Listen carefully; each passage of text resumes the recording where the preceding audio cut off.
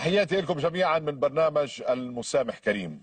بنحكي دائما عن التسامح بهالبرنامج وبكل مفاصل الحياة، ولكن هل التسامح يجب أن يكون قاعدة مطلقة أو مبدأ عام يدعو الجميع إلى تطبيقه واعتماده؟ جميع الأديان نادت بالتسامح بين البشر، ولكن هل معناها أنه لازم نسامح على كل شيء؟ أصدق جواب على هذا السؤال هو ذلك المثل السويدي الذي يقول: التسامح مع الذئب يعني ظلامة بالنسبة للخراف. معنى ذلك أنه بعض الأمور لا يمكن المسامحة فيها، وإلا يكون في المسامحة ظلم للضحية. مقدمة ما لها علاقة بالقصة. القصة هي خلاف بين أخت وشقيقها، خلاف مستعصي، خلاف مزمن، خلاف هلأ بنعرف كل أسبابه كل تفاصيله، ولكن بالأول بدنا نستقبل صاحبة المبادرة سعاد عبد العزيز.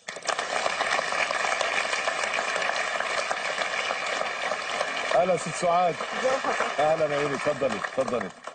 كيف أحوالك ست سعاد؟ الحمد لله.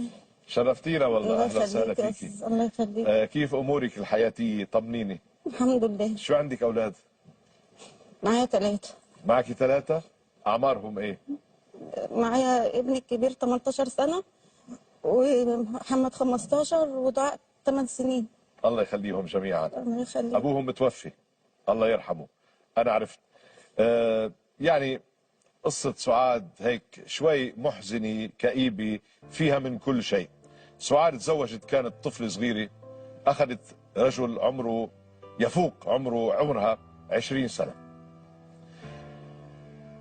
بيا وأمها كانوا راضيين بالزواج، إنما أخوها محمود كان رافض. محمود كان رافض لأنه كان سامع إنه سمعت الزوج وإخوانه، وبعدين لأنه أكبر من أخته ب20 سنة رفض هذا الأمر، رفض هذا الواقع، وقطع علاقته مع أخته.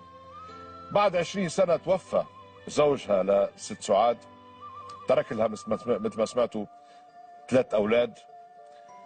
بقى حاولت مرارا وتكرارا انه تتصالح مع اخوها، بس ما نجحت بكل الاساليب بكل الطرق، ولكن اخوها كان رافض، الى درجه انه لما ابنها دخل على المستشفى كانت بحاجه انه اخوها يساعدها، اتصلت فيه رفض وما رد. اليوم اجت على برنامج مسامح كريم مشكوره لحتى تحاول تحل هالمشكله المزمنه مع اخيها. بقى نحن رح نحاول يا ست سعاد، ما تبلشي بالبكي، روقي، بعدنا لسه بلشي. انت شكلك انك تعبانه بهالوضع جدا. عيالي بيروحوا مش عايزين يقفوا جنبي اساسا، مش عايزين يقفوا جنبي. ليه بقى؟ هم اصلا كانوا رافضين الجوازه دي، واتجوزت وخلاص. نعم. خلفت منه 3. نعم. انا كنت بروح اشوف والدي سرقه. نعم. وجه هو توفى. حتى بنته واخوها يعني كانوا حق عيالي. انا كل اللي بترجى منهم يقفوا جنبي. انا لوحدي. انت وحدك. والمحاميين كلوني ونصبوا عليا، وبنتي زي المحامين نصبوا عليكي؟ نعم. ليش صار في خلافات بالنسبه للارث؟ لا، في ورث، بس المحاميين شايفيني لوحدي، ما فيش اخوات ولا في حد جنبي. بس انا فهمت من القصه انه اخوانه لزوجك المتوفي الله يرحمه اكلوا لك كمان حقك ومش عارف ايه. اخواته حصل؟ ما فيش الا واحد. هذا اللي زعل اخوك محمود الزيادي. زعلوا. انا زعلانه ان انا مش لاقياهم يقفوا جنبي، وحاولت ان انا اصالحهم، ما فيش. مش عايزيني. كلهم ولا بس محمود؟ كله. مين عندك؟ كم اخ عندك؟ كم اخت؟ معايا لسه، احنا كلنا 7. 7 والسبعه مقاطعينك؟ هو محمود الكبير؟ ما فيش الا البنات اللي بكلمهم. بس محمود هو الكبير؟ محمود ومحمد تحت بعض. تحت بعض. طيب هم 2 مقاطعينك، ليش اخترتي محمود حتى تصالحيه؟ عشان محمود وقف جنبي في حاجات، يعني انا بفتكرها له. محمود جدع معايا وكان راجل. ان شاء الله انه محمود ما يكون صعبان كثير الامور عليه، ويكون خلاص مش عايز يرجع بقى الى الماضي. ولكن بناء على طلبك انا وجهت له دعوه لمحمود حتى يجي على البرنامج، بنشوف سوا.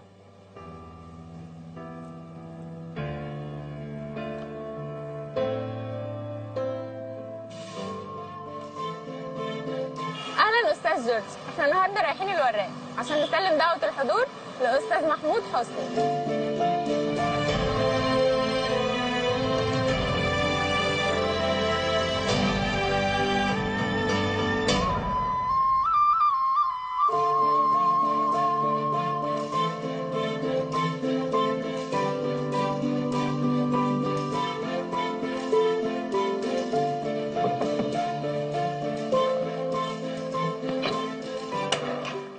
مساء الخير. مساء النور. حضرتك استاذ محمود حسني؟ ايوه يا باشا. عندك 29 سنه مظبوط؟ تمام. طيب انا اسماء سعيد من برنامج استاذ جورج الكرداحي. اهلا وسهلا. جايه اوصل لحضرتك دعوه لحضور البرنامج معايا. حضرتك الدعوه دي جايه لي يعني بناء عن ايه؟ حضرتك احنا بنختار بعض الشخصيات عشان يكونوا موجودين معانا في البرنامج. وصلت له ازاي بقى؟ كل بيانات حضرتك عند فريق الاعداد، هو هيكلمك وينسق معاك كل حاجه، المواعيد وكل حاجه. ماشي يا فندم. ماشي؟ ماشي. حضرتك قبلت الدعوه؟ استاذ جورج، استاذ محمود قبل الدعوه، جاي ان شاء الله. مع السلامه.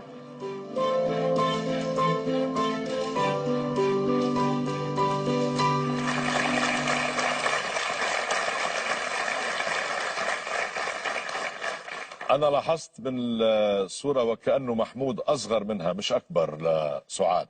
على كل حال معنا الست سعاد اجت على البرنامج طالبة إنه تتصالح مع أخوها محمود في قطيعة عمرها 20 سنة بين بعضهم من وقت ما تزوجت سعاد وأخذت رجل يكبرها تقريبا 20 سنة. توفى زوجها، ترك لها 3 أولاد، ولكن هي عم بتواجه مشاكل الحياة لوحدها هي وأولادها.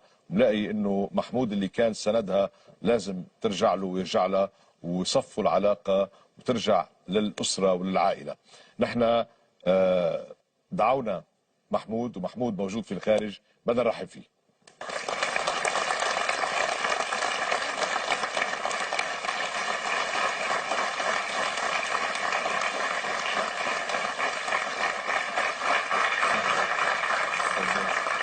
اهلا محمود، كيفك يا حبيبي؟ تفضل. شيبت يا محمود. شو شاب الشعرات؟ العيال كبرونا بقى. كبروك؟ عيال؟ شو عندك؟ انت متزوج؟ محمد ويوسف. ما شاء الله. الحمد ليش لله. عمره؟ ايه؟ شو اعمارهم؟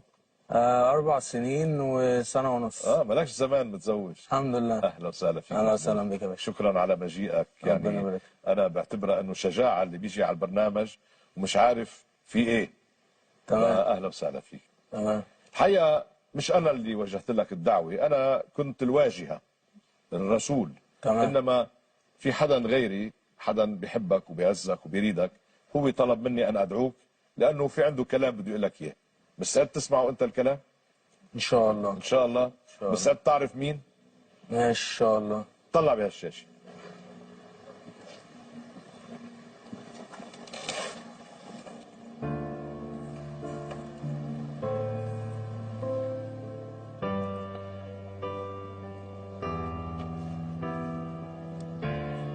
اقعد محمود.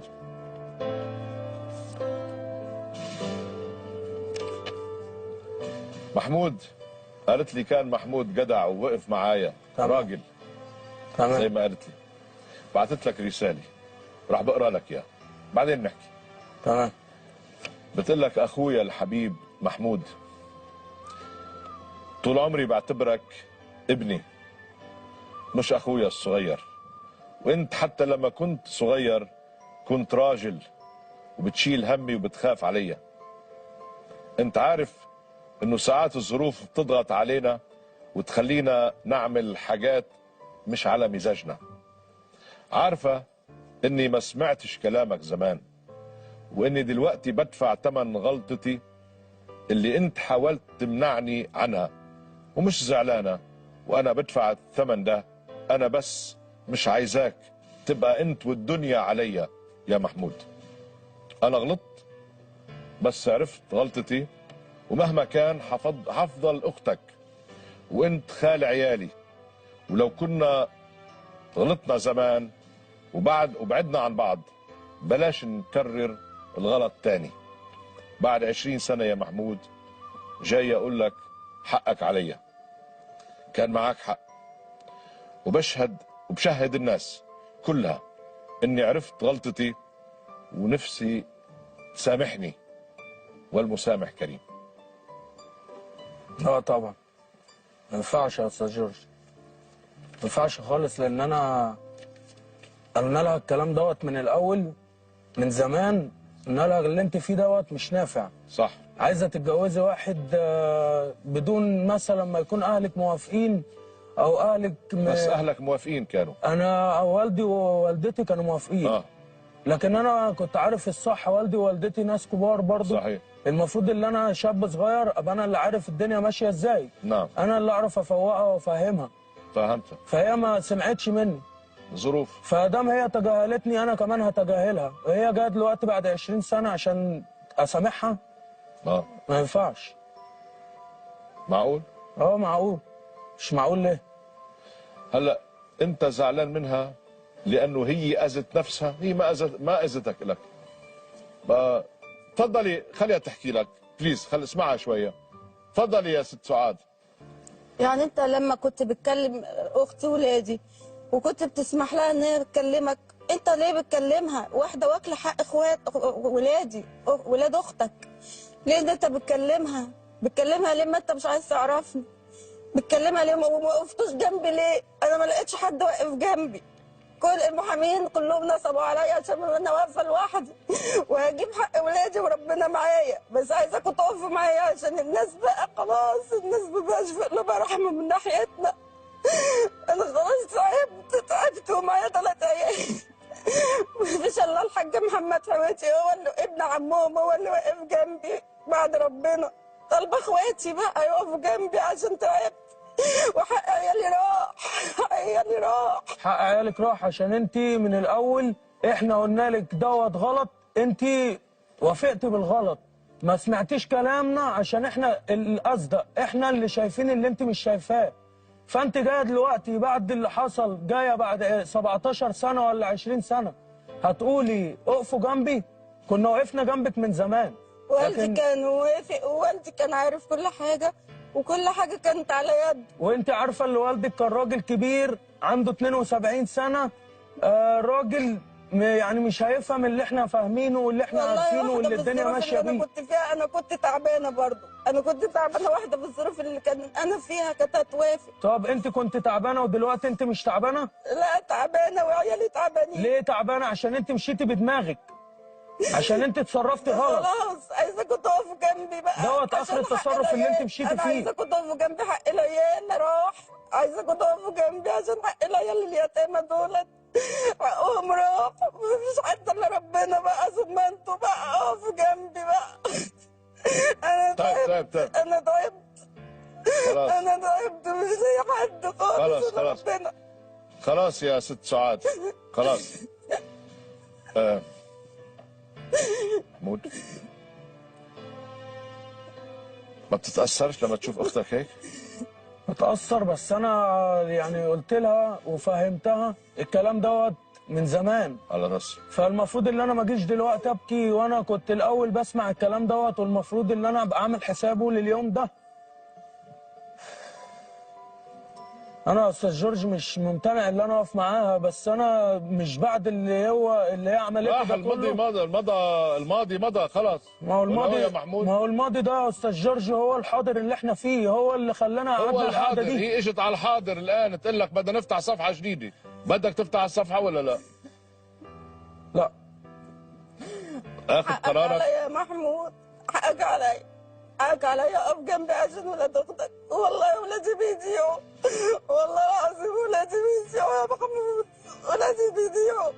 اقفوا جنبي والنبي عشان خاطر ولادي، عشان خاطر عيالي اليتامى 3 عيال يا محمود بيضيعوا. اختهم خدت كل حاجه ومرات اخوهم، وده شقهم وشقه ابوهم حرام يساب كده للناس غرب. واحده غريبه جت خدت حقهم وجابوا زوروا كمان واحده جابوها جايبين لي قسيمه اني متجوزه. اقفوا جنبي انا لوحدي، بيعملوا بينتشوا فينا. اشمعنى كنا بنقف جنبك كنت بتعارضينا؟ لما احنا كنا بنقف جنبك كنا بنقول لك ده غلط، ما كنتش بتقولي حاضر ليه؟ حاجه خلاص معلش، انا ما كنتش عارفه حاجه. ودلوقتي عرفتي واتندمتي بعد ما وقعتي في مشاكل وجايه دلوقتي تسندم علينا. انا بصيت وعرفت عشان عيالي يا محمود، عشان عيالي يا محمود، عيال اختك والله العظيم بيضيعوا وربنا. عرفت دلوقتي اللي عيالك بيضيعوا؟ عرفت اللي انت مشيتي غلط من البدايه؟ انا ما مشيتش غلط، انا اتجوزت على سنه الله ورسوله. اتجوزتي على سنه الله ورسوله، بس المفروض ان انت اهلك كلهم يبقوا موافقين. انت ابوكي وامك وافقوا عشان خاطر دولت ناس كبار مش عارفين الدنيا فيها ايه، لكن احنا اخواتك الرجاله عارفين. ما تتكلمش فيها، انا دلوقتي بقول لك عشان ولاد اختي يا محمود. انت بوجود ابوك ما لكش ولا كلمه مع اختك. ابوك بيقرر، ابوك كان عايش، ما تيجي تحملها مسؤوليه الا انت ما سمعتش كلام العائله وكلام الرجاله في العائله. بوجود ابوك ولا واحد منكم انتم بالعائله له كلمه. الاب هو سمح وكان موافق تتزوج. سامع؟ تمام. ايه خلاص ادم وانت عم ترجع تكرر لها نفس الشيء. ادم بوجود ابوها استاذ جورج، يبقى هي المفروض دلوقتي اللي هي ما كانتش تيجي وتقول عايزه تتصالح معانا. صح، هي مش عايزه تصالح، انت اخوها بتضل من لحمه ودمها يعني، جاي تصالحك وهي مسكينه لانه مكسوره وعم بتقول لك عيالي وهيدا، بس انه بدها تيجي اختك وحان يعني قلبها وجعها، يعني بدها تيجي عايزه تتصالح معكم. شوف سعاد خلص بكفي، ما بقى تحكي ولا كلمه لانه اللي حكيتيه معلش كافي خلاص. لا بكفي. معلش بكفي. معلش معلش. هو انا عارفه طلبت ضنا عن اخواتي عشان هو حنين وجدع جدا كمان. انا عارفه ان هو والله راجل والله نحكم بالاخير بس تخلص الحلقه. انت عارفه دلوقتي ان انا جدع ولا لا؟ عرفت دلوقتي اللي انا جدع وحنين وراجل يا محمود. ما قدرتيش كلامي زمان وجيت دلوقتي تعملي له حساب. انا عارفه يا محمود انت حنين يا محمود. بتكرر نفس الخبريه، نفس الحكايه بتكررها. صرت قايلها 10 مرات خلص. بيقولها مره قلت لها انه ما سمعتي الكلامنا، خلص ما سمعت الكلام. اليوم اجت هي ندمانه. تعرف ايه ندمانه يعني؟ ندمانه وصار شوف قديش بكيت، شوف البكي، شوف العياط. بقى انت حبيبي بدك تقرر، بدك تقرر. ولدي يا محمود ولدي بيضيع يا محمود. خلاص عشان خاطر العيال اليوتامى دول. انا ما بدي اضغط عليك اكثر من هيك. انا حكيتك واول ما شفت دخلت انت انا وثقت فيك، لقيتك شاب يعني هلا يعني سمعنا كل شيء نحن. انت لازم تاخذ قرار. بدك ترجع تحضنها لاختك، ترجع العلاقه بينك وبينها، صفي قلبك. معلش هي غلطت وهي دفعت الثمن، هي دفعت الثمن. فكر هيك. اذا كنت قادر قل لي، فكر شوي، بعطيك 5 ثواني فكر. اذا بتقول المسامح كريم ترجع لها وبتروح انت وياها، بتشوف بعدين كيف بتحلوا المشاكل سوا. واذا لا يا خيي بترجع انت على بيتك مثل ما جيت ونحن بنتشكرك.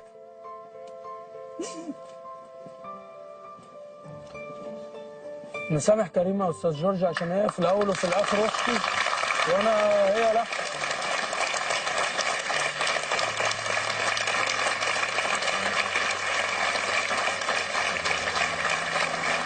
نسامح كريم عشان هي في الاول وفي الاخر اختي.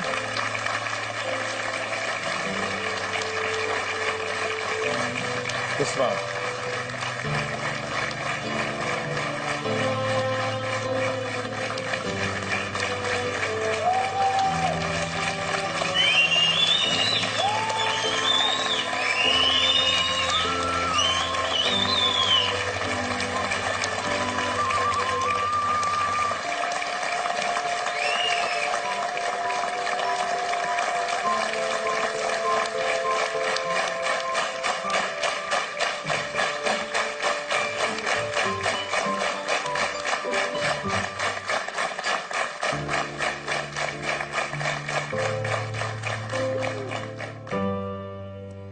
رجع عليك حقك عليك حقك عليك يا قمر. قمر انا عارف يا قمر. متشكرة لك أوي أوي أوي. انت ست طيبه، انت ست طيبه وقلبك كبير. هو طلع راجل زي ما قلت. ربنا يخليك. انت ما غلطتيش. ربنا يخليك. بقول لك حقك علي. والله يا شوفي استاذ بقى، جورج شو ما بدك؟ حد واقف جنبي في بس. محنتي غيره. والحاج محمد ببعت رساله من حضرتك من هنا ابن عم عيالي. ابن عم عيالي. ربنا يخلي كل الحنينين يا رب. خلاص خلاص متشكره ليك يا خلاص. استاذ جورج. خلاص يلا. شكرا لك يا استاذ. انا متشكره بشكركم. ليك أوي. ابقوا سوا. وسامع اللي بيقول لك رفقا بالقوارير. طيب ما هي مسكينه كمان ست وانظلمت والى اخره. والله اتظلمت كتير. خدوا بالكم منها. اوكي. ظلمت وانت كتير وإخوانك. وهي اللي اتظلمت. تفضلوا روحوا سوا. مع السلامه. بالتوفيق بالتوفيق. مع السلامه.